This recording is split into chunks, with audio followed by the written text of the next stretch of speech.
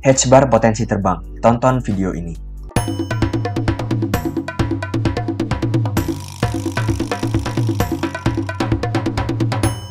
Halo semua, selamat malam. Kembali lagi di channel saya Pace Crypto. Terima kasih telah menonton video saya. Oke, untuk hari ini saya akan bahas salah satu koin yang bernama H-bar ataupun Hedera Hashgraph.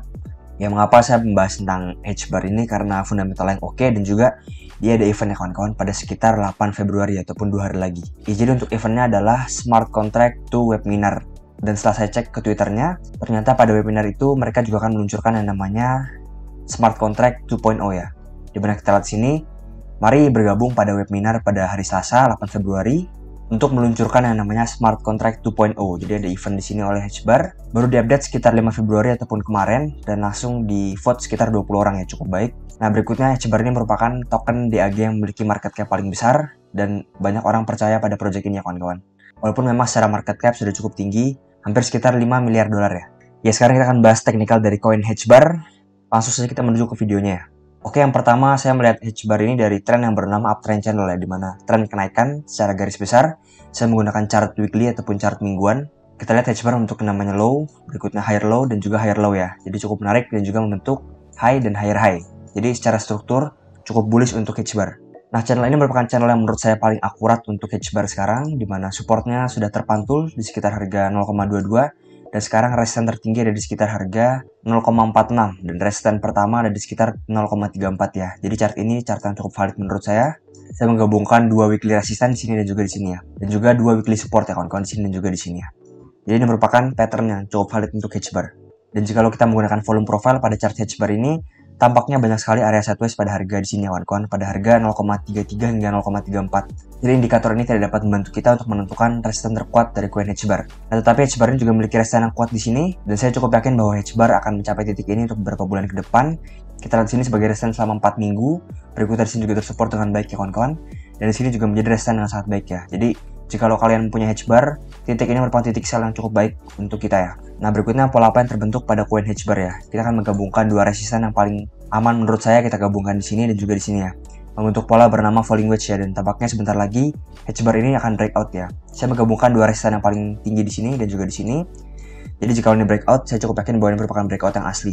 Nah, kalian dapat membeli H-bar jika dia buy on breakout ya kawan-kawan. Jika dia breakout dari pola falling wedge ini, ada kemungkinan untuk H-bar pump sekitar harga 0,32 hingga 0,33 ya. Nah, berikutnya jika kita menggunakan moving average ribbon, kita lihat bahwa dia telah menembus MA20-nya cukup baik, tetapi masih banyak MA di sini dan juga MA200 pada sekitar 0,32. Jadi titik tersebut merupakan titik yang kuat untuk H-bar.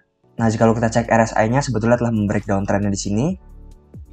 Ini merupakan hal yang baik, tetapi perlu kita ingat walaupun dia juga telah membreak titik 50, tetapi kita lihat di sini ada resisten yang cukup kuat ya kawan-kawan di sekitar 57 untuk RSI.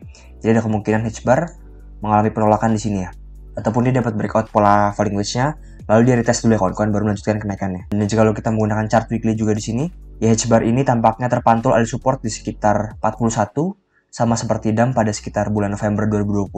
Jadi sini merupakan support untuk koin H-bar dan biasanya jika dia terpantul di titik ini, kemungkinan dia akan terpantul sampai titik ini ya kawan-kawan.